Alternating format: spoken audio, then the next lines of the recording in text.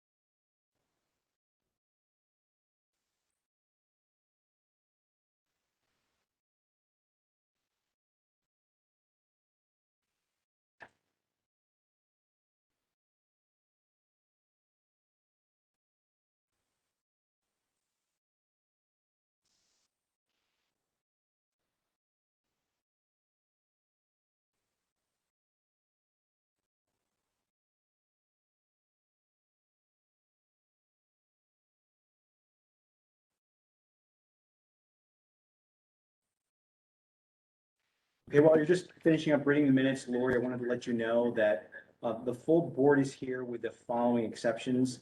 Peter Wilner has an excused absence for this month. I don't see Chris Timniak. Is Chris on the line? Okay, Chris will be unexcused. Ex officio. We have everyone else here, including Nancy and Jan and Scott and Lori taking minutes. Before we take a motion or a vote on last month's minutes, are there any comments, any edits, any changes?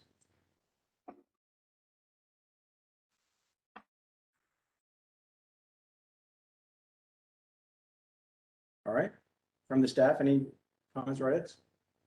Okay, would anyone like to make a motion to approve last month's minutes?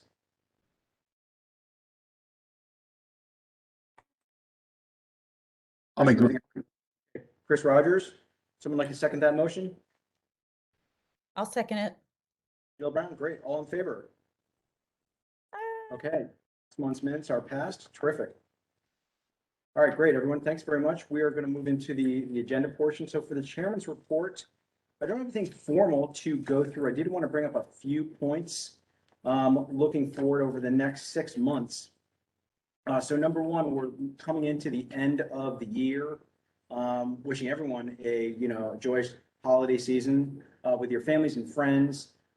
For January, I will be able to report on a year in review. So I'll be prepared to go through a year in review recap from the board delivered by the chair. So I'll be reaching out to a few of you to share an advanced view, similar to what we did last year. I'll probably be a little bit more detail to recap all the great stuff that Fairfield Public Library has accomplished over this year. We've done a lot of things, a lot of changes, so a lot to report on. Then moving into the winter, into the spring is obviously budget season. So that's another thing that we're going to need to be on the lookout for to begin that standard process, and also from the board, the advocacy for our budget. So like in previous years, we're going to go through some similar motions. We'd also probably want to take some new tacks on that and different ways of speaking with the town and advocating on behalf of the library. So that's moving into the first and second quarters of the year. Then in June is going to be my last month in my 6-year term. I can't believe it's been 6 years.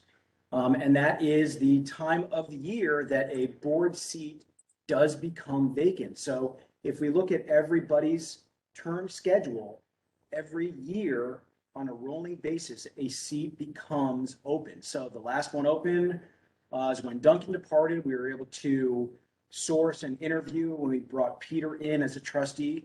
So my seat is open. So we're going to need to do two things, is source for a new trustee, but also that I know a lot of you are very interested in is the replacement for the chair seat. So you don't have to raise your hands now. I can see some of you smiling. I know what you're thinking.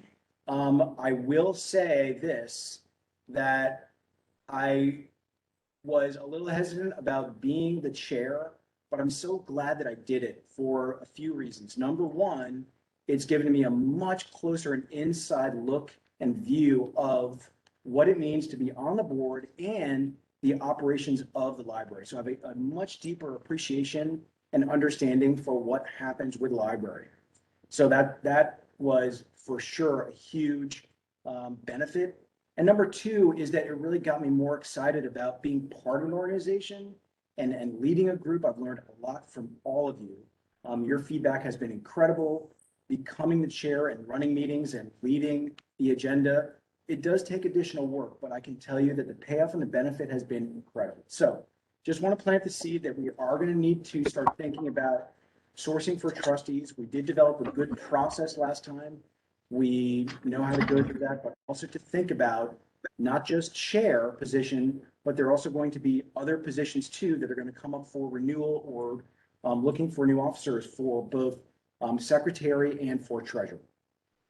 So enough about that sort of that public service announcement about those positions and end of the year. That's all I had to bring up in terms of my chairman's report, something more formal next month in terms of end of the year. And why don't we now move into the next item on the agenda, which is old business. Oh, that was it. That was the next item. Thank you very much. Managing multiple screens here and my chin strap, and I'll put it back on. When I'm speaking, I'm pulling it down, and when I'm not, it's going up. There we go. Okay, old business. Old business A, the first one is the COVID update. We'll go to Jen. And sorry, Scott, did you do the COVID update last year? Or I'm gonna start doing the COVID. Okay. Jen and I are figuring out how this show is gonna look. for the Great. coming months. Okay. So the COVID update for right now is that you will notice that we're gonna change signage a little bit. We're gonna change signage to correspond with the color coding that the state is using and the terminology and the wording that the state is using.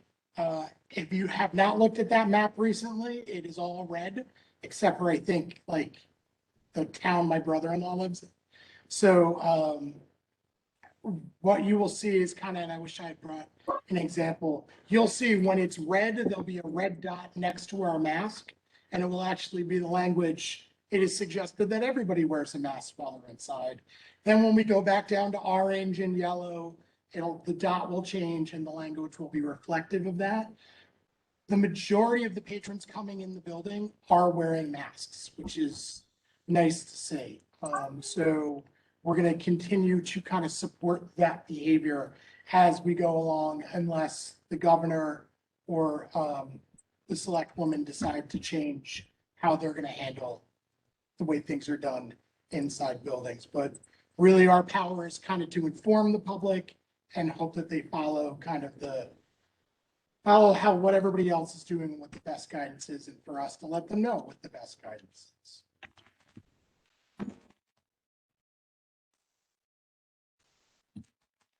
Scott, I noticed when we were entering the door downstairs, the sign, maybe it's sign from before in terms of the masks. Is that the same sign, I guess, that you probably used before? We've changed the signs a number of times. It's changed, all right, right. Times. How has the reception been, or how are the patrons following that? Are they all mostly adhering to that? For the most part, patrons, I walk through the library 3 times a day just to kind of walk through and watch operations. I'm seeing a lot of people wearing masks. Jan Yeah. Okay, so. and Nancy, what about Woods? Yeah, it's very rare to see someone not wearing a mask, and it's been like that throughout. So I think the staff do a really great job of, they're all wearing masks, and I think that sets a tone for expectation. So I think, again, if we do signage and staff modeling behavior, we're going to continue to see people wearing masks while they're inside. Great, okay. Thank you. We know to you and the staff, just, you know, additional time having to go through that, we really appreciate that. And we know that there's, you know, continual guidance from the state. You know, here's another round of, you know, all these regulations. So we do really appreciate that. And that's it. That's all we Okay. have for an update so far. All right, great. We've got a second item for old business, which would be the Friends Memorandum of Understanding.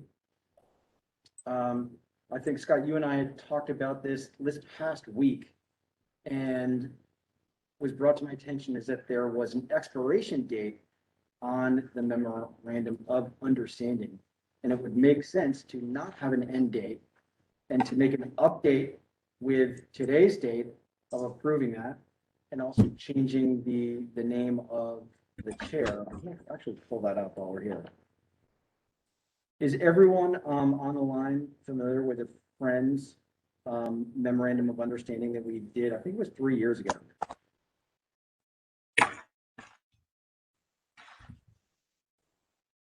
I'm not. I will share it on screen 1 second here. Sorry, I didn't send this out, and I can email this. It should have been. Oh, is it in Jan's? It's in the packet? packet. Okay. Yeah. Oh, it's in the packet. Okay, great. Perfect. Here, I'll open it up too.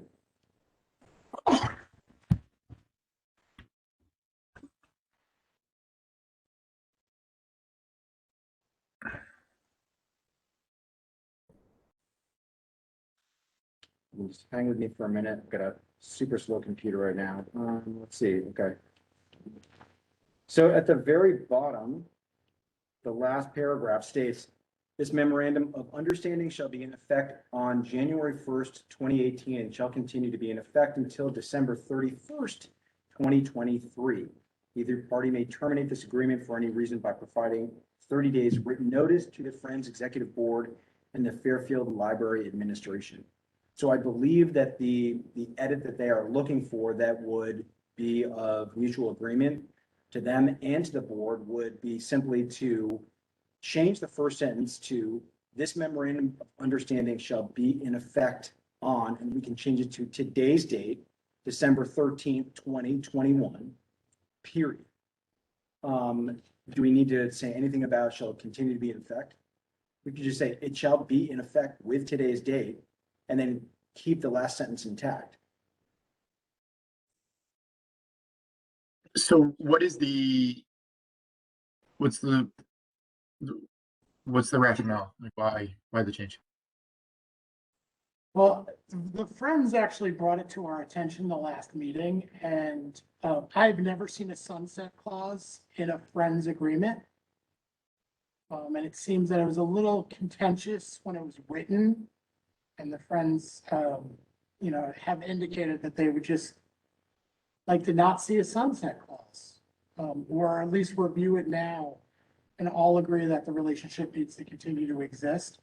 I've never in probably 6 or 7 Friends agreements that I've written up or been a part of, ever seen a sunset clause at all. So I think if the Friends were to decide to leave us tomorrow or leave us on this date, it would be bad optics and really bad for us. Yeah, it's the sunset clause. So yep, that's good feedback. I think all we really need to do is just change the end of it. This memorandum of understanding shall be in effect on January or December 13th, 2021. Or we could also leave it, shall be in effect on January 1st, 2018, and leave it at that. And the last sentence is intact. Either party may terminate this agreement for any reason, providing 30 days written notice. We also changed the names in the footers from Sonal to my name and from Margot to Leanne's. And with that change, we probably should be today's date. Yeah, it should be today's date, just because it's changed the contract, so you'd want to make sure it's on that date moving forward. Is there a reason why that this is done regularly? I mean, that we have to check with the town or the charter or something? That's a No, good question, Jeff. I don't believe that this is connected with the charter. This is really just between our two organizations. Okay, I just wondered why we had it to begin with a sunset clause in it. Maybe there was a reason why the town required it. I don't know. Good question. I don't know. How it was explained to us at the Friends meeting, it had to do with the individuals who were negotiating this agreement. Okay. Well, happy to take out sunset. We don't need to change any of the body of the MOU at all. It's No, really this just is- changing the end and changing the names. This is boilerplate Friends Library Agreement, Yeah, and it's good language. It's Yeah. strong language, improvement language. okay. So you So- need whatever the movement. Well, before we take a vote, I just want to make sure, is everyone clear with this or is there any objection? We're not changing any of the body copy. We're just changing the date to today's date for when it goes into effect. We are removing the sunset date clause and we are changing the principals in the footer to my name for chair and Leanne Ratner for president for the Friends. Okay? Would someone like to make a motion to approve those changes? I'll make a motion. Okay, Chris Rogers, would anyone like to second? I'll second, Christina. Okay, Christina, terrific. All in favor? All right. Approved. Scott, I just did track changes in that Word doc. I can Yeah, send that to shoot it over you. to me and then I'll send it over to the. Terrific. Friends. Perfect. All right, You know, I don't know if you realize this or not, but when you put a document up there, they can't see it. they cannot, no, I already tested that. So just to confirm on the WebEx, can you only just see the WebEx right now? On your screen? Just We're WebEx. only seeing your video. That's correct. Yeah, Jen, I'd have to share it from the bottom. So I'm not currently sharing a document. We all looked at it, I think, on our own Yeah, Perfect. with Jan's email. email, yeah. Can someone tell me who was the first to make a motion? Sorry, I caught Christina as the second. I didn't get the name of the person or who It's Chris. made the first. The other Chris. When you had that document up there, could you see Thank you. people as well as your document? Yes, but I'm not sharing it and they can't see it. Yeah. So I just confirmed, yeah.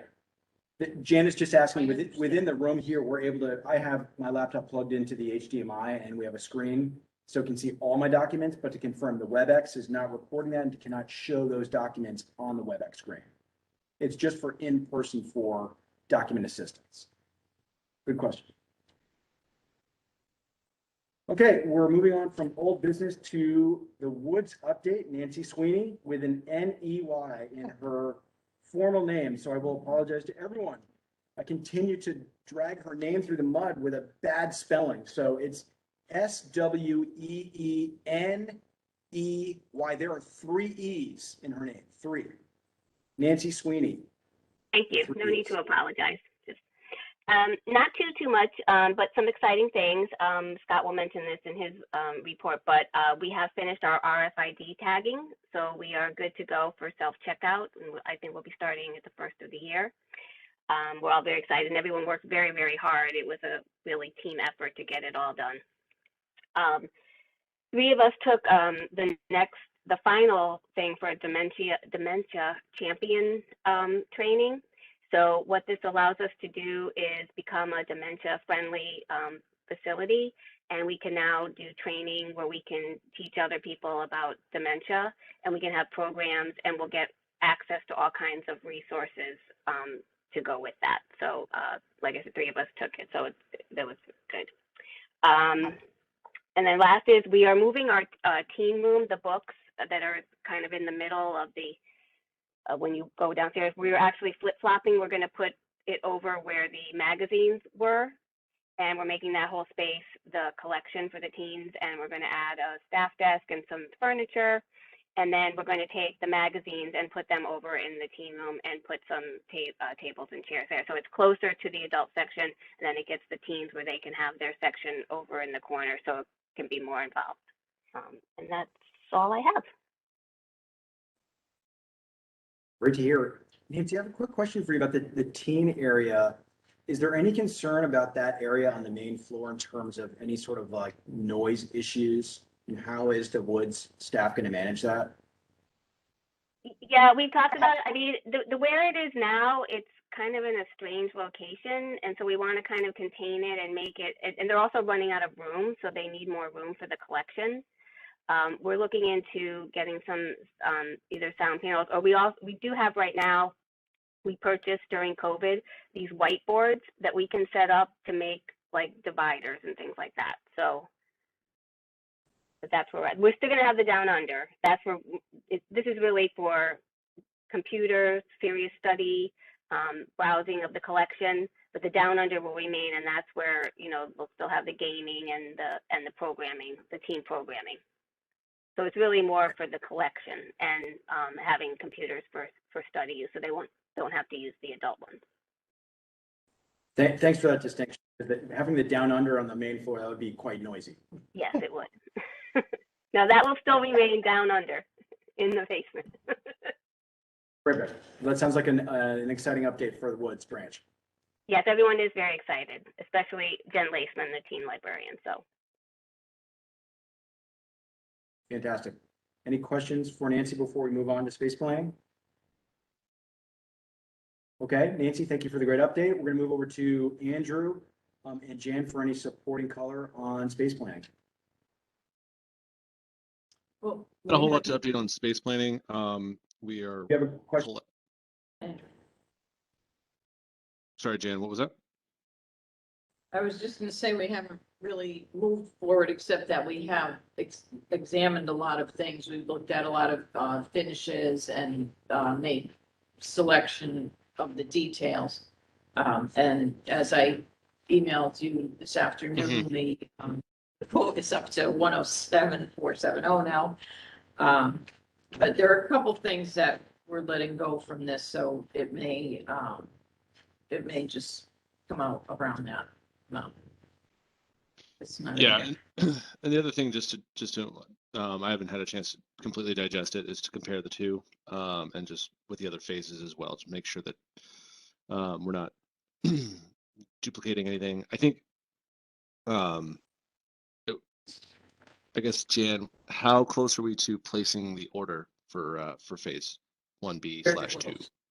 Very close. Okay. We're just waiting for, I don't know if you've been to the Woods branch, but at their computer area, they have the dividers on the table. They're not COVID dividers. They're just kind of like privacy dividers. Yep. And when we saw those, we really liked them. So we thought we'd want to have those here as well, to delineate the space for the patrons. So we're just, we didn't like the choices that we saw. So we're just waiting for one more batch of things that we thought we liked on a Zoom, but we want to look at it in person, and then I think we'll be ready to go. Okay. Yeah, when you have that, if you could just share the that same file, and then I can keep just tracking the changes on that, and we can get and I'll work with Chris to put together the final like numbers against that. Hey, so quick question for you guys while I have you. So I've got this thing all sorted out right now in terms of where it is. The amount we held back is what, about 7,700, right? From, yeah. that From was the last invoice, yeah, the 10% we discussed. Okay. All right. And then I've got phase 1 that's going to be ordered soon, and phase 1B, I guess, and then phase 2, which will be ordered in the middle of the year. Is there additional phase on the back end of that, or is that just So? Yeah, Chris, the phasing has changed a little bit. That where phase 1B it's meant to fill in the gap of some of the stuff that was in phase 1, but in addition, it really can kind of replace phase 2 as I kind of looked at where the whole phasing thing was. That's where, and I thought I had shared with you, but the that master, the library board of trustees expense plan master has the updated pivot in there. I think we went through it last meeting, but you were, I believe, yeah, you were in Chicago. So I'll send that I'll send you a link to that again. And Yeah, if you could do that, that'd be great, because I went through and and I I'll just, update what I'll do as well is update the numbers with the latest that Jan has for me. okay, perfect. Yeah, because what I've done is I've gone ahead and I've gone through and I've kind of sorted out, um, where we are budget versus what we paid. And then Mhm. also kind of planned out a little bit when I think the money will come out the door. And I just need that final payment. I just need a true up to see exactly where that is. And then I'll have a pretty good view as to what's going on. Scott, on your side, are you seeing any significant changes that you want to make to what we had originally planned now that you've been sitting there for about 6-8 weeks now? No, I think the current plan that's in place is a solid one. And I don't have any concerns or any changes.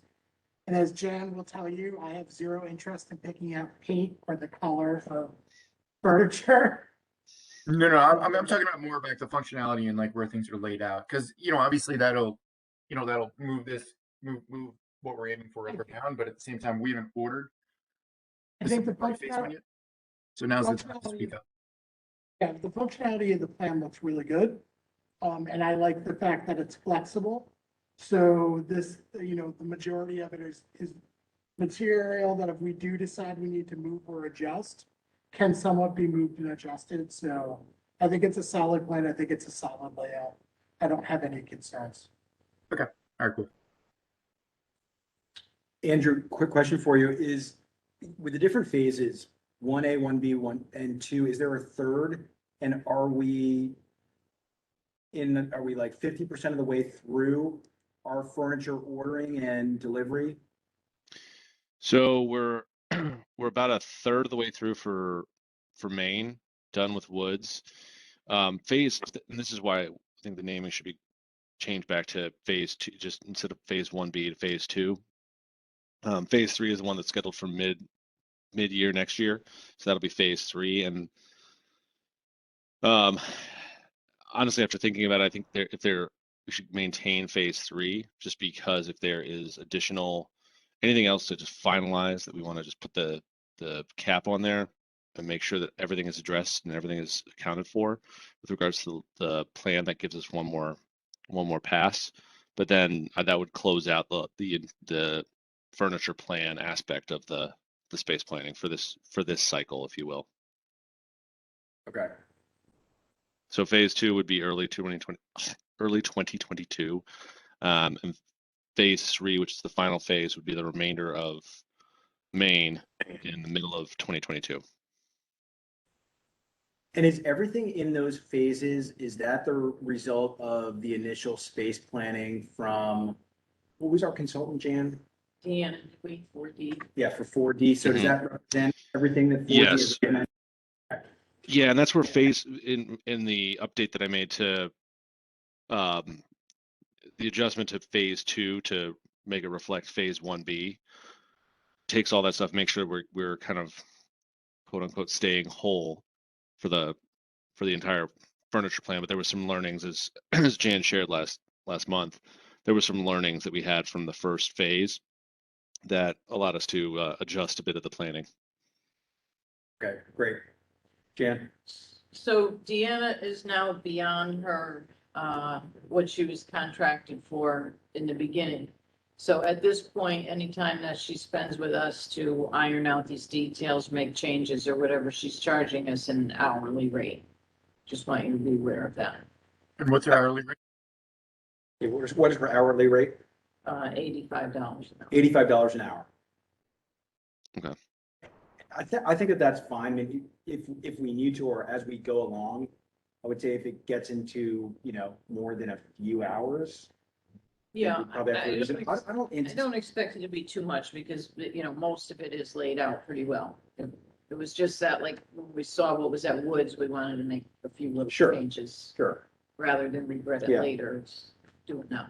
Well, it sounds like, overall with space planning, the furniture that we're going according to plan. We've had to make a few adjustments. We're about halfway through all the, the ordering and delivery. There are different phases. We're making adjustments. We're still using 4Ds for stuff, but, Andrew, through your work with Chris and Jan and the staff, we're doing, the work that we set out to do. So it's going according to plan, but it's also open to making adjustments. Like any Yep. type of like that, so. Going good. Yep. Okay.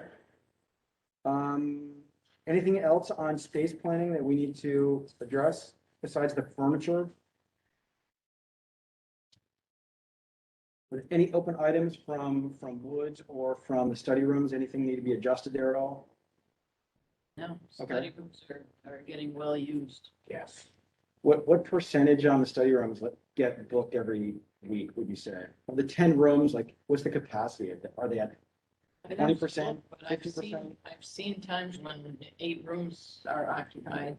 That's great to often hear. 5 rooms. Yeah, it's usually 50% throughout the entire day. That's Like you have terrific. to go walk through that area without seeing at least half the rooms in the Wonderful.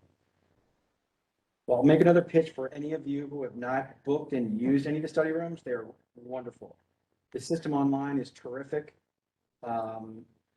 I do have a quick question about one of the features on the online in a second. But again, if you have not booked or reserved and you've got time, you want to get out of your home office, take a trip to the library and use one of the study rooms. They are awesome. I did have a question, Scott and Jan, about the ordering or the reservation of a room. When you make a reservation with the blocks, you have to click the blocks. If you made a mistake, you can't go back and unchoose that color. Yeah, It might be a bug in the system. It might be a limitation. I think we're aware of that.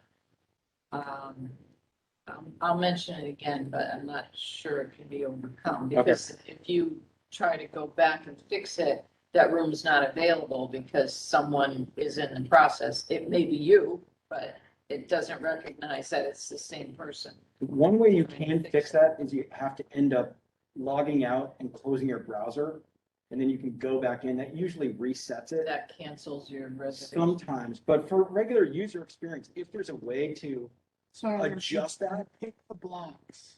yeah, And if you go one block too many, you can't just click on it and unchoose the block. yeah, It sounds like it sounds like, Does sound like a bug. it sounds like a bug in the software, but yeah. this is also a small enough company that we can reach out to them Okay, great. and make them aware of it and put a ticket in, and maybe they can fix it Sure. on their end with, they'll probably respond with, we already know about the issue and we're Okay, working on it, but we'll bring it to their attention. great. And with the page on the website, it describes the rooms and the capacity. But would it also be helpful to show like a map of the rooms, like a bird's eye view of like where it's located? Like the big one that's in the front near the street, like if someone's booking that, they might not have needed that big of a space. They wanted a more small, more intimate room. So that might be a nice feature to consider. Just Actually, some it's the type, opposite. People get singles who want that big room and Oh, then get a group of 4, sure. and it's awkward, but. like just a simple blueprint, like diagram or whatever it looks like. Well, we wanted to use our room reservation software that we use for these rooms Okay. for the study rooms. Mhm. 2.5 years ago, we kept renewing what we use for the study rooms for only 6 months in hopes that we'd be able to get this software working. And it didn't happen, and we kind of finally gave up on it, but we could look back into that, because as you Okay. know, that has the pictures of the rooms. Oh, okay. and, It's a little bit more thorough, so Sure. I don't know, we could look at that again. It's been a Well, while. that'll be great. And Scott, what I just mentioned, that'd be a nice to have. But maybe fix the first piece in terms of the actual reservation system and then, one step at a time. Just a few observations. Okay, terrific. Anything else, folks, on space planning? Okay, we're gonna move on to the strategic plan and operations report. Back to Scott. So November was a busy month for the library with the gradual return to pre-pandemic operations. Our early literacy spaces are open. A big thank you to the staff and DPW who put in a lot of work, a lot of time, a lot of effort to make that happen. And Chris's kids were not able to go into the library. My apologies, but they were wowed by my Mandalorian helmet on my desk. Nice. The library is starting to do outreach, which is another nice thing to see. Circulation staff are reporting a lot of new card registrations, which is something they're really surprised about and we love seeing. So that means not only are people coming back in the library, but new people are coming into the library. We are in the process of hiring so we can expand hours. And we're looking at our, basically our software that does door counts to see where it would be best to expand hours right now. And the new administrative assistant has been hired. And again, Hooray. a big thank you to Jan and Nancy for taking on all that work. And also it's giving us an idea of how we can change process, especially around payroll in the future, to make that go a lot smoother and be a lot less complicated. Then looking at the future, mark your calendars for January 6th. That is when we will be announcing this year's title for OBOT and also a change of venue, which we're all super, super excited about. Yeah, Christine's got a little bit of a tear in her eye, but, we will be moving for this year. We don't know, we might do a rotation in the future, but it will be downtown, which I'm excited about, but still keeping Very our cool. partners. Scott, can I ask you a question? Will the January 6th event be in person or is it a streaming event? How are we announcing it this time? How to do hybrid? We're planning for in-person Oh, outside. good. Okay, at the library this time, Jan? I know before it was at the bookstore or is that, We're gonna do it at the venue. we're gonna do it at the venue. Okay, okay, Our big excitement, we're trying to. All right. okay. I think they will have it. But yeah, we're trying to do Facebook Live with it as we have for the last couple live ones, even pre-COVID. Thanks. So in January, we're also launching a reading challenge, not just for kids and teens, but also a year-long challenge for adults, which the staff are super excited about. And we can't wait to get moving. And that's my report. I'll open the floor up to questions, comments, concerns. The new administrative assistant, has the offer been made and accepted? Offer has been made and accepted. They start 27th. The 27th, okay, great. It's an in-house person, so Okay, great. the transition with the department heads was Okay. going in. That's great. I did also want to call out, going back again to Jan and Nancy for helping out with all that additional work. So just everyone know on the board to appreciate that additional work. Scott, what are some of the things that entail that additional work? Because it's It was- not simple. No, it was doing a very complicated payroll that has 2 contracts it has to follow. And is done at different times with a lot of weird codes and numbers that don't always correspond. Everybody has different codes and numbers. Nancy watched Jan explain it to me and my look of horror and glazing over after a while. So just a really complicated payroll that's weekly. And then just Munis and getting things in Munis and doing POs and requisitions. The software that the town uses is great software. It's standard for municipalities, but it is definitely a bunch of extra steps and not as intuitive as we wished it would be. So not only that they have to teach a new town librarian on how to approve requisitions and do my work, they also were adding and putting in things all while running, doing their jobs and running, their respective departments and branches. It was very impressive and hopefully we can survive the next few weeks for the next person to start. Yes, and so thank you again, Jan and Nancy. That was a lot of additional work. And for what was the period of time that there was a gap there? 2 months? So this the day after Scott started, so. Okay, So it's been almost, it's been 4, 5, 6 weeks. 6 weeks, yeah. 6 weeks. A lot of additional work on top of your regular job. It'll So- be 2 months once everything, Right. once the dust is. I have to say that the whole staff has been cooperative as well. Like they got all their supply orders in with Ann before she left and only a few supplies that I need to order. So that was good. Well, And some of them even helped it by doing it directly for themselves. that's great. Well, congratulations on the new hire and thank you again to Jan and Nancy. That is a huge help to the operation as well. We're going through lots of transition and new director coming in. There's a lot of things to juggle and a lot of training to happen. But it was good because I think it helped us look at process and figure out how we can change and improve things in the future. Terrific. Sounds good. Okay, anything else on? Can I strategic ask a plan question? I'd love to hear a little bit more about the homebound library service. Could anybody just share a little bit, Jan, Nancy, about that? I've seen it in the strategic plan, but could you just share a little bit more about that more than just what was in the report? Doing that for years. Jessica Stevens takes care of it at the branch and Linda Quinn takes care of it here. And they pretty much know their clients pretty well and they select books for them. And we always have volunteers who would bring them around and I'm pretty sure we still do. In fact, someone told me she was a volunteer. So that's what happens is the books are selected, packed up and go out to either the homes or the facilities.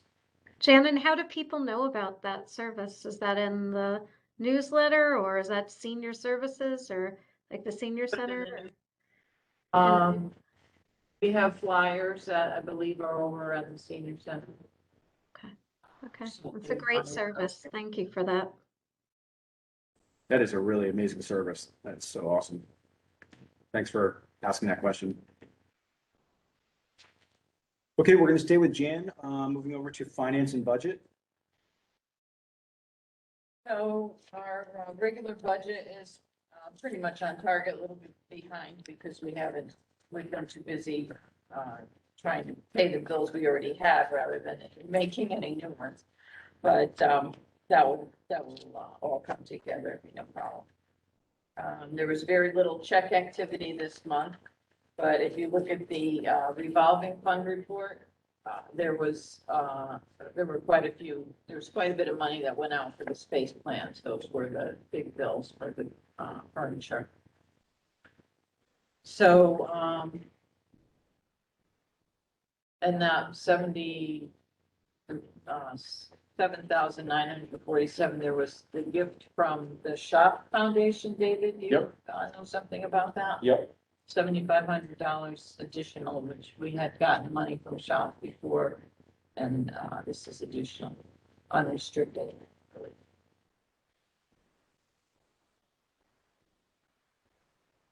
Something's wrong with the top of that report. Fix that. No change. Fix that for next time. What else? What else has to do with money? Is that it? That's it. Jan, in terms of any invoices from our space planning or capital expenditure, do we still have enough to cover everything through the balance of this year with our checking account for the first Well, you payment? know, what I'm seeing here is that there's only $9,836 left to pay space planning bills with. So, Okay. we won't have one for a little while, but I think we need to prepare for that. Okay. Let's talk about the drawdown when we come to treasurer's report, because I would like to address that in terms of the timing of that. Well, yeah, let's take it now so we don't fumble it up into different categories. So in terms of that, Andrew and I are going to meet next week and we'll lay out what the expenses are going to be based on the schedule I got today. If I had to guess, if you're going to order it in January and based on when A, we've been receiving it and B, when we have to pay for it, if I had to guess that the timing of that's going to be sometime in June. I don't know if you guys agree or disagree, but it might help to turn to whoever you're ordering through to get a rough timetable of when you expect that expense to come through. And that way we can leave our funds working as long as possible and then draw them as we get closer. With regards to the furniture, is everything that we've ordered so far been invoiced and paid and off the books? Yes, except for the 10% that we held back, the 7,700 that Okay. Chris referred to earlier. Okay, that makes sense. Then the next round, the 1B and or 2 that Andrew was talking about, it's going to be ordered. We're not expecting until June, so it won't be invoiced until sort of midway through the year. Is that correct? Yeah, well, I would hope it would be before June, but. Okay.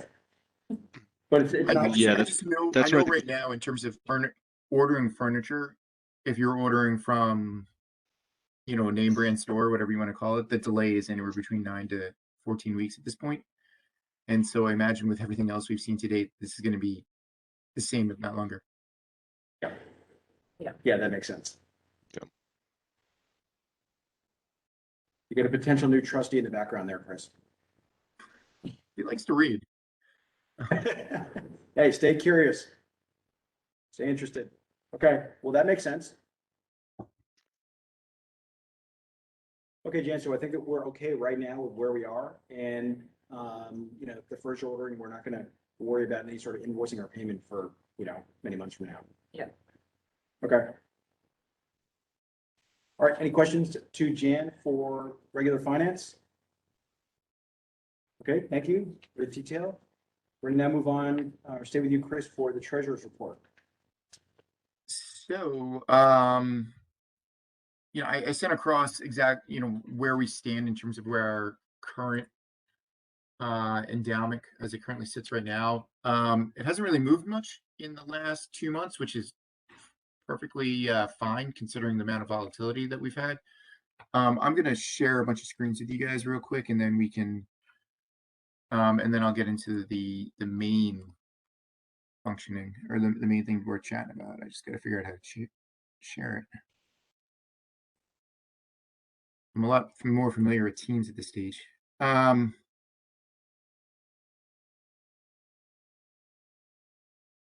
do we use WebEx? All right, I think I'm sharing the right thing. I don't know if you guys are seeing a chart. Let's see it. Starting. That's positive. There we go. Which chart are you guys seeing? Wrong one. You're seeing natural gas, which you guys don't give a shit about. All right, so this essentially is what we're looking at in terms of what S&P has been doing. If you look at our performance, the quarter ended right around here. Let me get this thing down. The quarter ended right around here, and we're here. So that's like a nice 10-15% appreciation. If you look at where our currently sitting, you know, I think it's safe to say that we're following that pretty closely at this stage, which is good.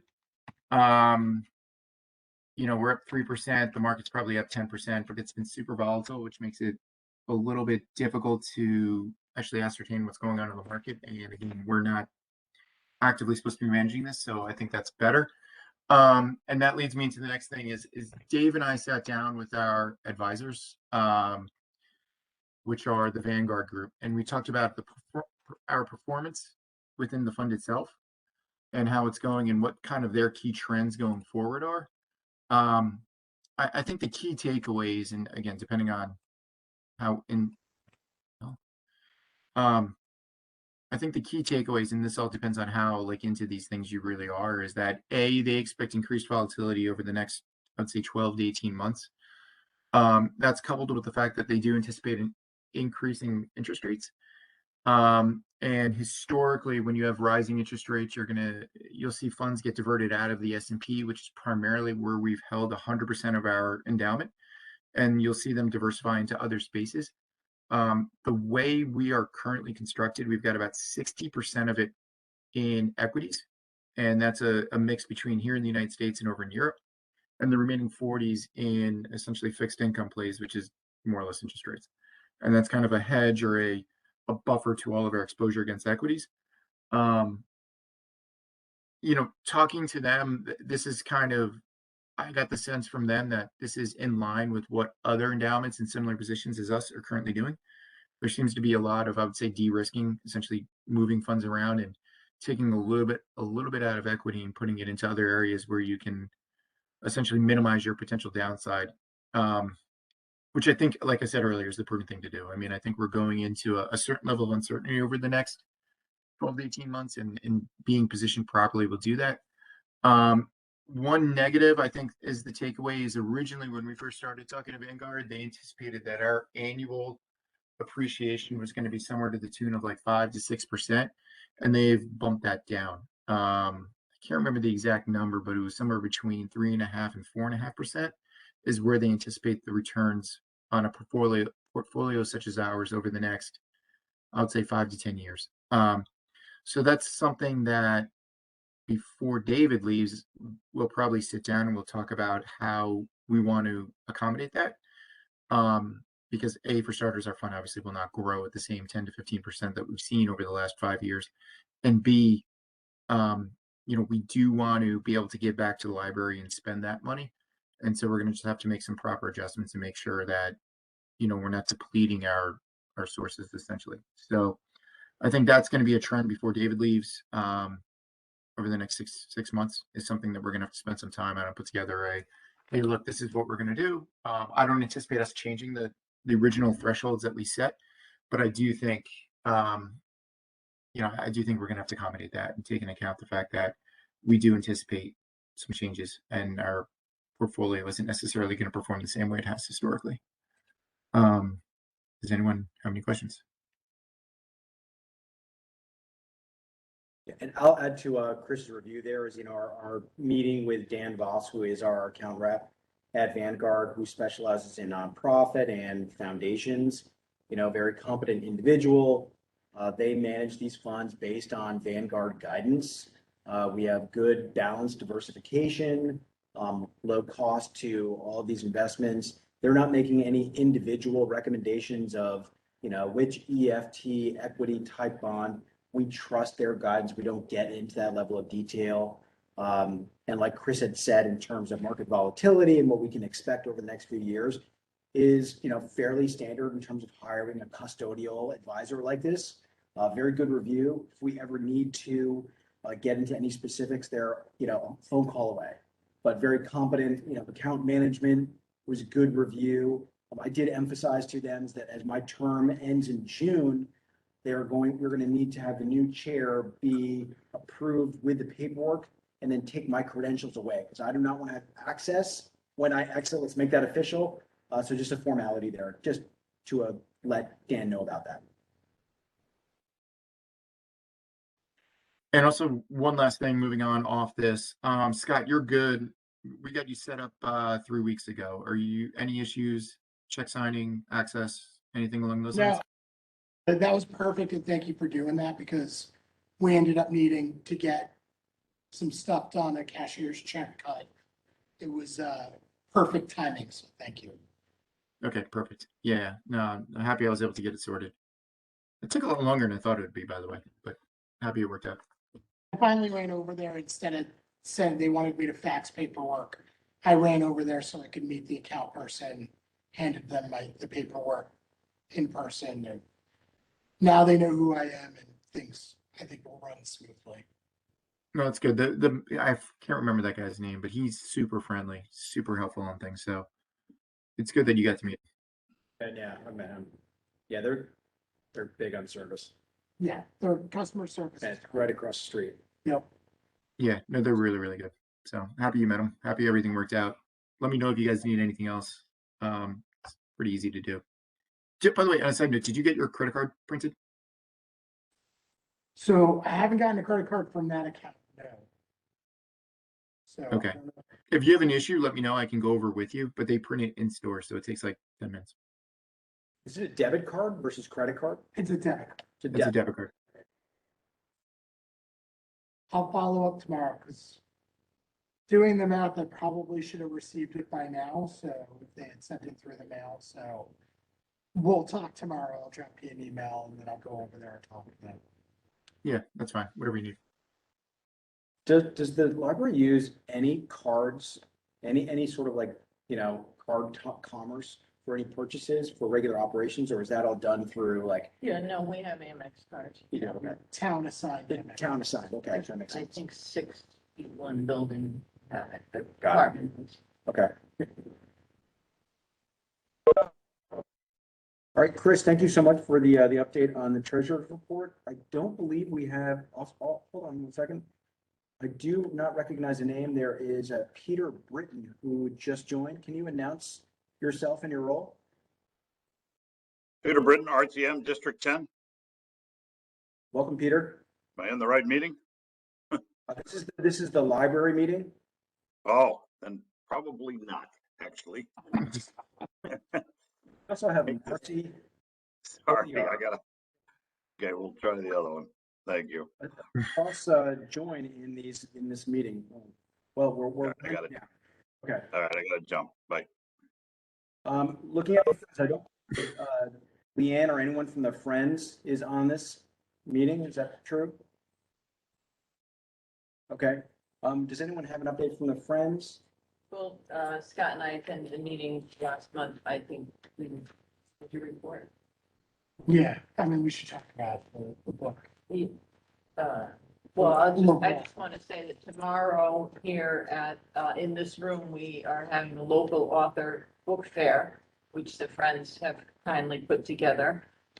We have 6 local authors coming: Arno Zimmer, Joan Isaacson, Mario Delolio, Susan Myers, Ron Blumenfeld, and Hannah Kaminsky. So if you have a chance, stop by. They'll be signing their books. You can have a little chat with them, maybe pick up a Christmas gift or two. Oh, very cool. Oh, nice. It's a big event there, and they're still looking for a chair for the golf tournament, but they're interviewing for that. They also had their art opening. Thursday night, they had their art opening. Very well attended. Artists are excellent. And I think they really, having the stroll, the downtown stroll really helped with their numbers. They said it was some of the better numbers that they've had. It was very impressive. They were very nice. They introduced me to the group, which was great. So it was good that I was present, got to speak with some of the artists, and it was very impressive. Nice. Good to hear. Okay, we're going to move on to new business. We've got a few items here added to the agenda. The first up is the video policy draft for review. I believe that was included in the packet that Jan sent out. Scott, did you want to review that? Sure. So we discussed this a little bit at our last meeting, but I actually drafted up a policy. Originally, we thought about changing our behavior policy, but then looking at what other libraries were doing across the state, they actually had their own separate policy. So what I did was I kind of combined one of our photo policies into this much larger policy.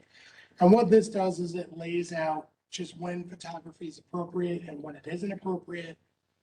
Remember that this has to do with the uptake in First Amendment auditors coming to libraries.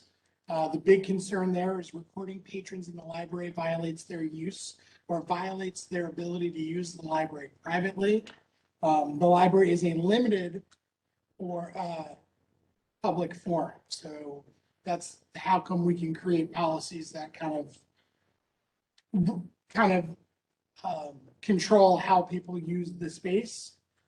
Several libraries in the state have a policy specifically addressing such activity. What I think is good about this policy is it also, if someone was to come to us and want to film in the library for a documentary or a TV show, we could allow that to happen. It just has to go through library administration. You know, if kids just want to go into one of the study rooms and make a TikTok with their friends, this allows that as well.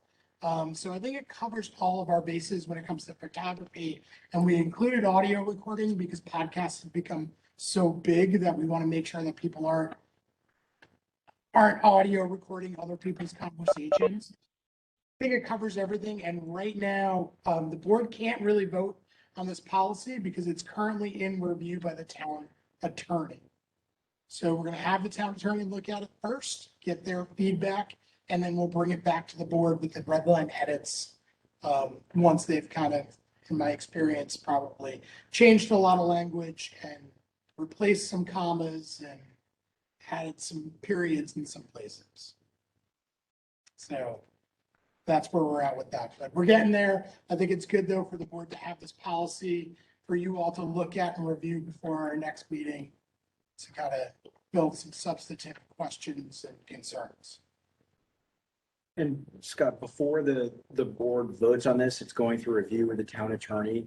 You're expecting feedback from the town attorney maybe before our next meeting so we can vote on it? That is my hope, Sure. and that's, what I'll be asking from the select woman's office. Sure. See if we can get this back in front of them next month. It seems really straightforward. Thanks so much for bringing this to our attention. I honestly had no idea about First Amendment auditors, so it's news to me. I'm more knowledgeable as a result. I think it makes a lot of sense to have this updated policy, so we'll wait to see those edits from the town attorney. And then as a board, we can review. Let's make sure that we are prepared. And do you think, Scott, it will be next meeting? I'm hoping. Okay, so what we should do is before the meeting, let's remind each other through that packet that we're gonna vote on this. Let's read that before the meeting, so we're not reading it and then voting right, seconds afterwards. And my hope is to have the attorney's red line version of this Great. with another memo, kind Okay. of just explaining what the changes were. And my hope is to really have it. I'd really like to get the board packet in the hands of the trustees a week before the meeting. Sure. So that's our goal, and Jan and I are kind of working on making that happen. So give us a couple months, but my goal is always kind of at least by Wednesday, have the packet to you. So you have Thursday, Friday, Saturday, Sunday to kind of look over the packet and formulate any questions. Terrific. Just to go back to the financial reports, we'll be reporting on the end of the previous month, not up to the minute like we have been. And we'll have a little bit more of a written explanation in our report, just to kind of show you where we're at in terms of performance. Okay. Today's report, the Munis report was the end of November, which makes a lot more sense. Any questions or comments for Scott in regards to the new policy that he's introducing? Okay, great. The next item on new business is the capital spend P&L. So Scott and I had talked a little bit about the board creating, it may not be a P&L, it's not profit and loss, but creating a budget so we can establish a written documentation of what we've drawn down each year, what we've identified to spend against, what was invoiced, and what we've actually paid, et cetera, so we can have documentation. Now, we've got lots of information through Google Drive, but I don't believe that we have anything that's formal in terms of what did we draw down in 2019, 2020, 2021? What was that being used for? What did we spend? And at the end of the year, did we need to take more down to cover that amount, et cetera? So we had talked about QuickBooks, but do we need QuickBooks for that? Or was it your idea that maybe it's really an Excel spreadsheet? I would like to use something like QuickBooks just because I think it makes things easier, makes Yep. formats easier. We have QuickBooks, correct? Yeah. So really Yeah. we're kind of doing a skeleton of this. Yeah. But I think we need to have it be a little bit more laid out, what money we're getting, how we're spending it, what the board is comfortable with allocating funds for specific things, like furniture, things of that nature. Right. So it's taking kind of the budget that's provided to us from the endowment and kind of like putting it in its sections and showing you how it's being spent and whether or not it's spent.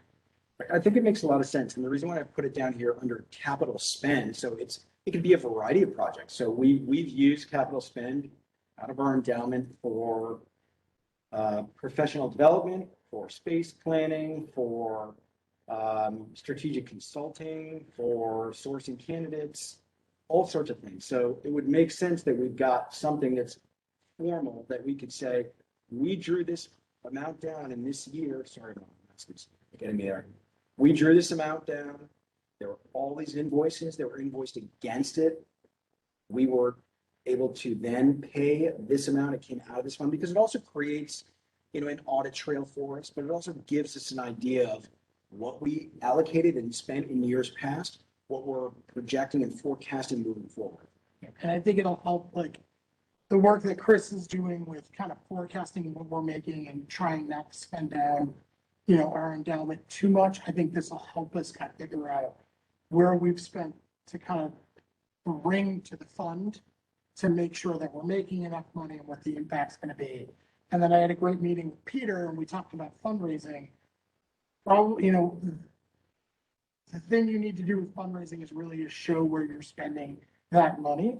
Great point. And I think this will help with that. This will help, show where the board, and you can tie it to the strategic plan, where the board is allocating funds and assigning funds and then how those funds are being spent by the staff. So I think it's really, a budget is always kind of a moral document about what's important to a board, whether or not a strategic plan is being followed. So this really helps you all kind of figure out this is what we want to do with this fund. At the same time, it holds us accountable that we're spending the money the way you've asked us to spend it. Great. I think that's another great use case for, establishing that. That'll be really helpful. Is your recommendation, Scott, that I think you had said, we get through this year and the things that are, going on with all the, the changes and the new administration at the beginning next year? Yes. At a certain date to you.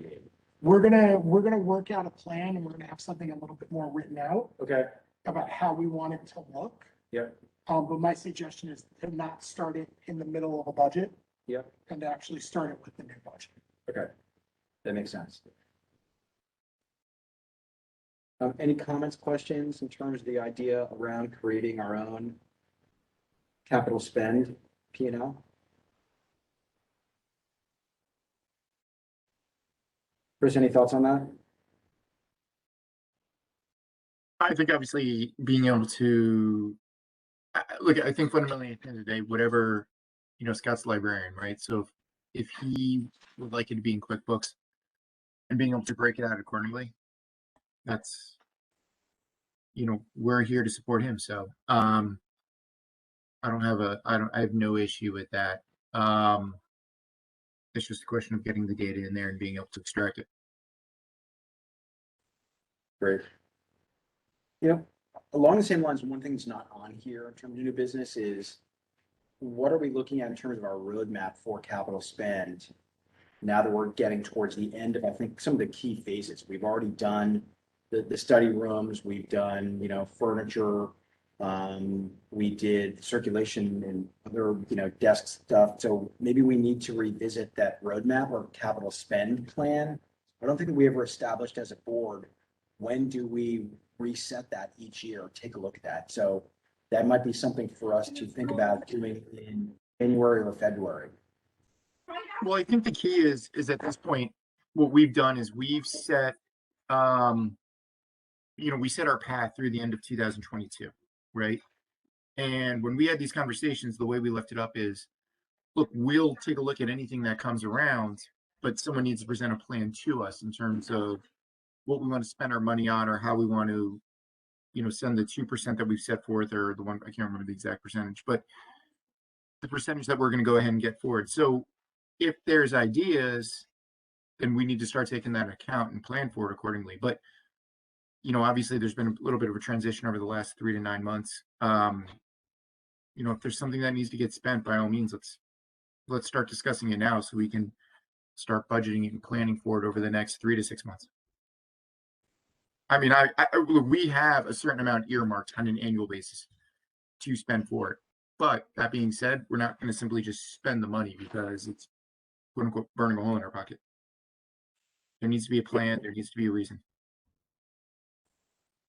And the idea of looking at the roadmap and sort of the capital expenditure plan is not to wait for it to, completely expire and not have anything else that might be, the next 3 years, but maybe to start thinking about what does it look like when this phase of the roadmap is winding down.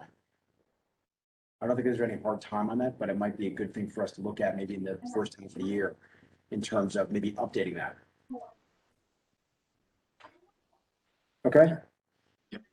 The last item here on new business is the 2022 meeting schedule. Scott was kind enough to do all the work for me, so thank you very much.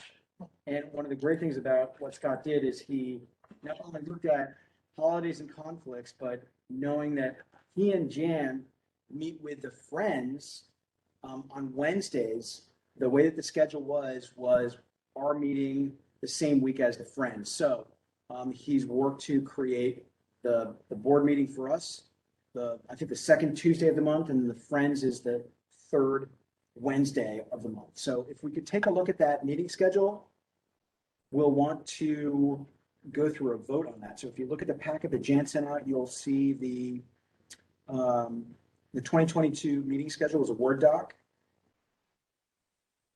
So make sure you look at that and see if anyone has any conflicts or any comments there. Looks pretty straightforward to me.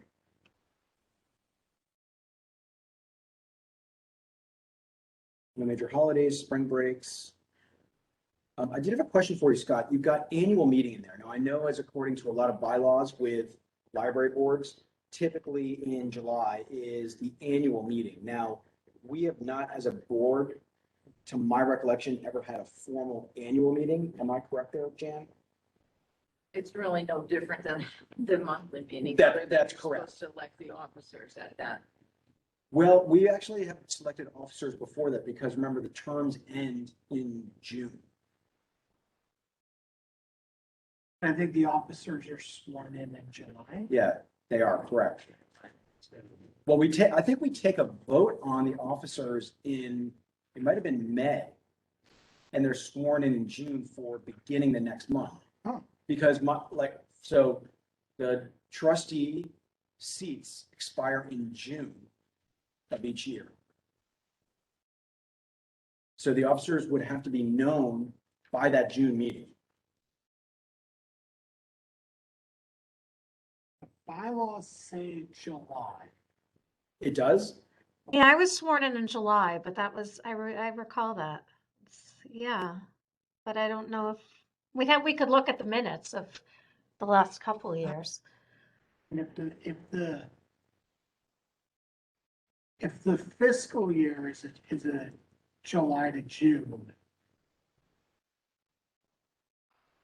yeah, I'm pretty sure the bylaws said July. The annual meeting of the board will be held in the month of July of each year on a day and a time place designated by roll of the board. The board shall hold at least 10 regular stated meetings a year and shall give notice of such meetings as required by state statute. Notice of the annual meeting held in July shall be in writing mailed to each member of the board and to the first selectman of the town of Fairfield at least 5 days before the date of such meeting. So the officer is sworn in the July meeting. But we would identify and vote on them in the June meeting? That's, Okay, yeah. so that makes sense. All right, fair enough. All right, so the annual meeting in July, I see there's nothing in August.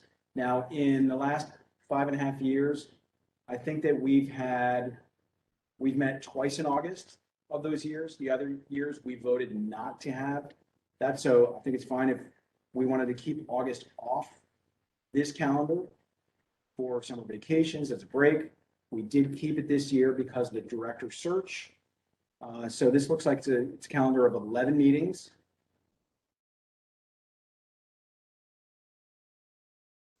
Here's that it says officers of the board shall be nominated annually at an organizational meeting held in the month of June.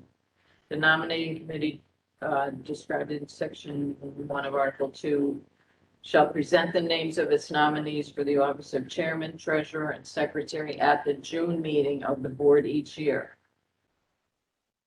The nominees for the offices of chairman, treasurer, and secretary shall be appointed by the concurring vote of majority of the board at the June meeting each year. The chairman, treasurer, and secretary shall be seated annually at the annual meeting of the board held in June. So seated, okay, there it is. Yeah, they're taking that place. That makes sense. Yeah. Exactly. Okay. All right, does anyone have any issues or comments on the proposed schedule for the 2022 meeting calendar?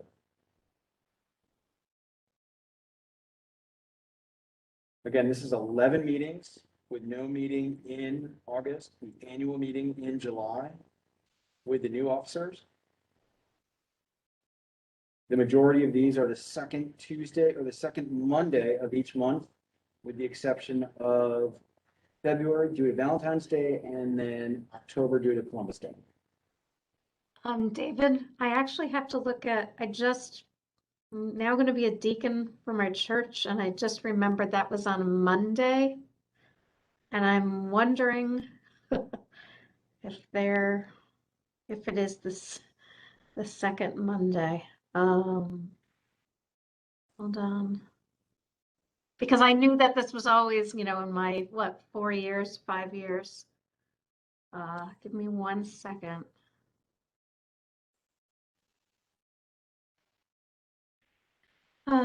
Sorry. Board meetings are typically held on the second Monday. So unfortunately, I do have a problem with it because I committed to that knowing that the third.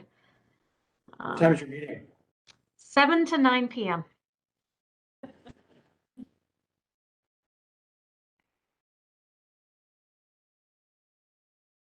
Already been a problem. We will work on a new schedule. Oh my, I was literally ready to say, I was like, I can send it to the town clerk. And then I'm like, wait a second. So apologies. I guess another option could be Tuesdays. But I mean, if there was a conflict because of one trustee, does that mean that all the meetings have to be adjusted? I would say not Tuesdays, because I moved my classes specifically so I don't have to do Mondays anymore, because I thought we were going to be doing earlier and all that, so. The challenge with some of this is that it's not going to fit with everyone's schedule. Christina, when does your, this deaconship go into effect? I have to look through, I said yes. And so now I know I think it's July, let me see.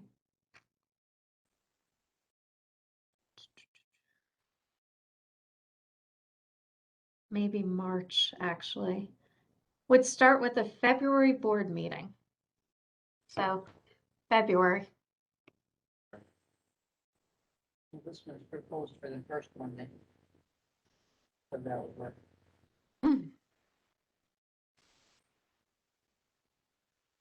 Do we want to try to bring it to the first Monday of the month? Yeah, how about the first Monday of the month? My recommendation is we keep it on Mondays. I'm fine with the first Monday of the month. Does anyone have an issue with the first week, Monday? That might solve right there.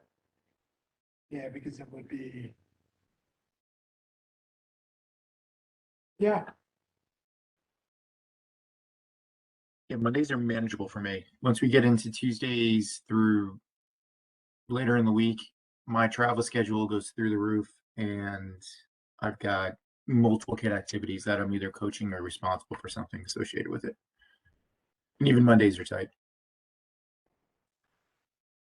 Yeah, you may have a couple issues regarding, July you'll have an issue and maybe the October, but. Yeah, I think we can work around that. Right. Well, even October, I don't know. I'll let you guys figure it out.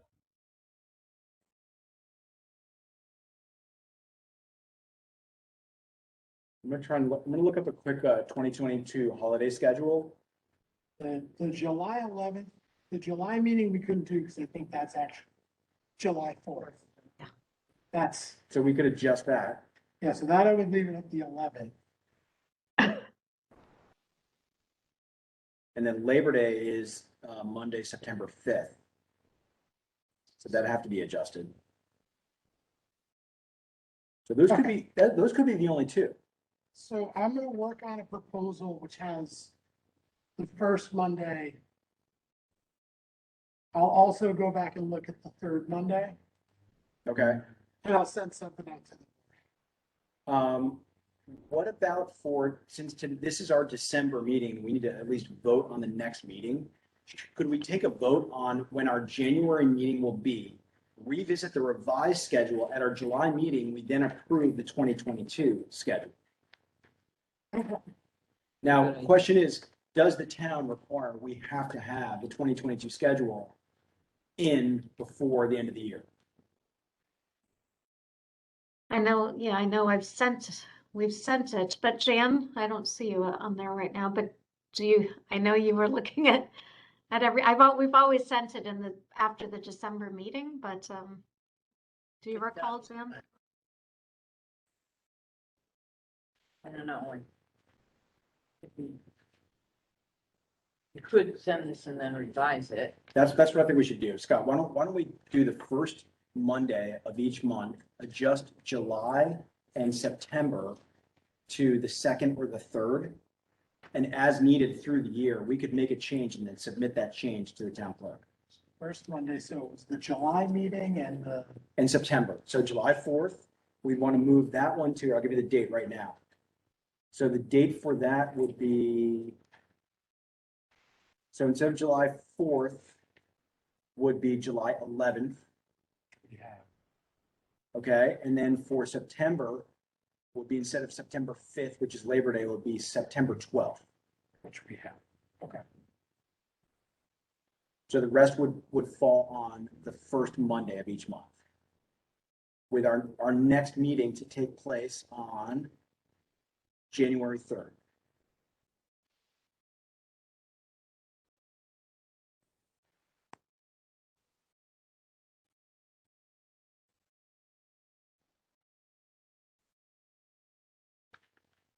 And I could do January 10th if that's easier for folks. I don't want to complicate it because again, my term starts in February, because I know January 3rd is people's first day back out of, Go with January 10th for January 10th. yeah, I was thinking January 10th might be Everyone, better for Christina? folks. So January 10th. Yeah, so January 10th for the first meeting. Here, why don't we'll just I'm go. glad we printed the same. We can do this really quick. So January 10th and February would be February 7th. That's correct. First Monday due to Valentine's Day. March would be March 7th. Okay.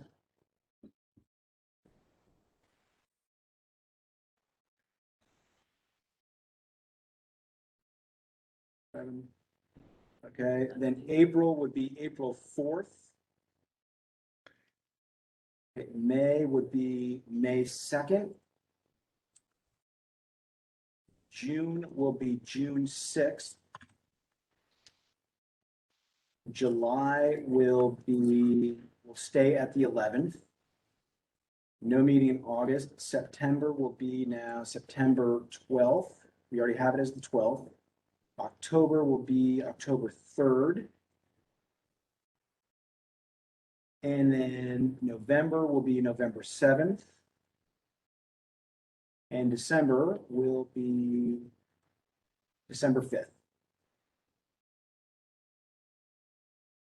Okay, so just to recap, January 10th, February 7th, March 7th, April 4th, May 2nd, June 6th, July 11th, September 12th, October 3rd, November 7th, December 5th.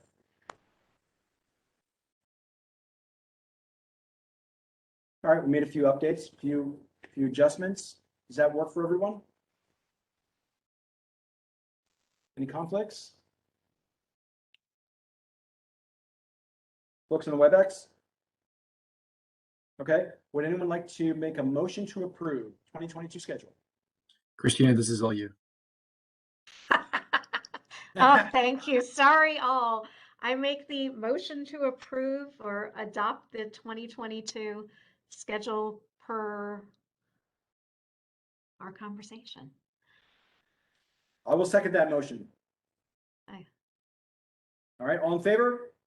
Yay. All right, passed. So Scott, can you just send that to me as an email and I can send that with the minutes to the town clerk, if that sounds good, if that's the way you want to proceed. David, Scott, does that sound good? That sounds good, yep. Okay, cool, thanks. Sorry about that all, complicated all, but excellent. Good luck with your thanks. schedule. Yeah. All right, any other new business, everyone? Before we adjourn? Okay, wishing you all a Merry Christmas, Happy Holidays, a wonderful time with your friends and family. Great to work with you all this year. Looking forward to January, and Happy New Year. All for now. Holidays, everybody. Happy holidays. Happy New Year. Happy holidays. Happy holidays. Bye all. Happy holidays.